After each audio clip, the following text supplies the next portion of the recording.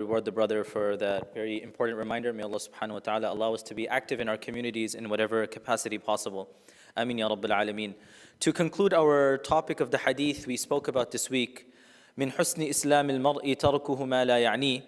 I want to translate it quickly so that we remember it, that from the beauty of our Islam is that we do not engage in things that do not concern us. What we should not misunderstand from this hadith is every time something happens, I stay aloof. Rather, certain circumstances would demand that I do get involved. And the reason I mention this is because of something interesting that happened yesterday when I was talking to my neighbor. I was in front of my house, I was talking to my neighbor, mashallah, one of the musallis in our masjid. And we were talking, and all of a sudden, I see him end the conversation abruptly, and I saw him running. So I was a bit surprised, and I looked to the side, and I saw that a child was riding his bicycle, and he fell down. And before anybody could even tell him that, listen, this child is hurt, he just saw the child fall, because the child was behind me, I didn't notice. He jumped very quickly, ran to the child, and asked, how's the child doing? So subhanAllah, after that was done, I met the brother and I said, mashallah, that's very kind of you.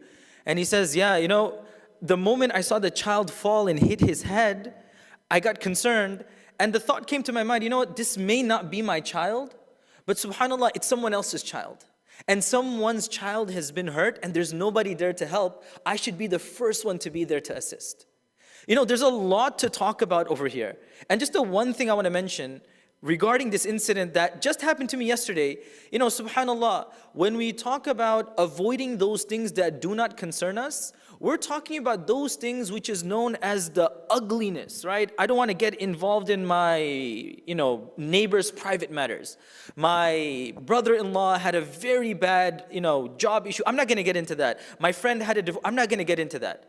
But when it comes down to matters of assisting other people, being there in the help of other people, or even as the brother reminded us, being part of our community and fulfilling our civic duties, that is something nobody needs to remind me. I need to immediately do something because I'm not only doing it for myself, I'm doing it for the broader community.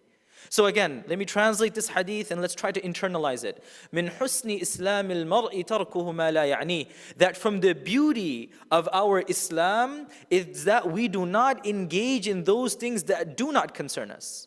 However, those things that do concern us are for the betterment for the community. I should be the first one to stand up and do something about it. I'm going to end on this one point. My teacher used to always say, subhanallah, that when a child has an illness or a headache, if it is my child, then it gives me restlessness because of concern.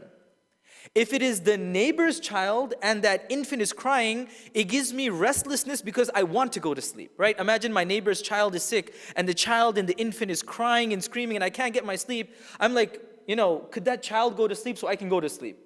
But if it's my child, I'm restless because I want to solve the problem. Likewise, the beauty in our Islam, like we understand from that incident that happened yesterday, when we see something that needs our immediate attention to help the situation, not to worsen the situation, I should be the first person over there. May Allah subhanahu wa ta'ala make us benefactors to our community. May Allah subhanahu wa ta'ala allow us to involve ourselves in those things that are beneficial and avoid those things that are harmful. Jazakumullahu khairan wa assalamu alaikum wa rahmatullahi wa barakatuh.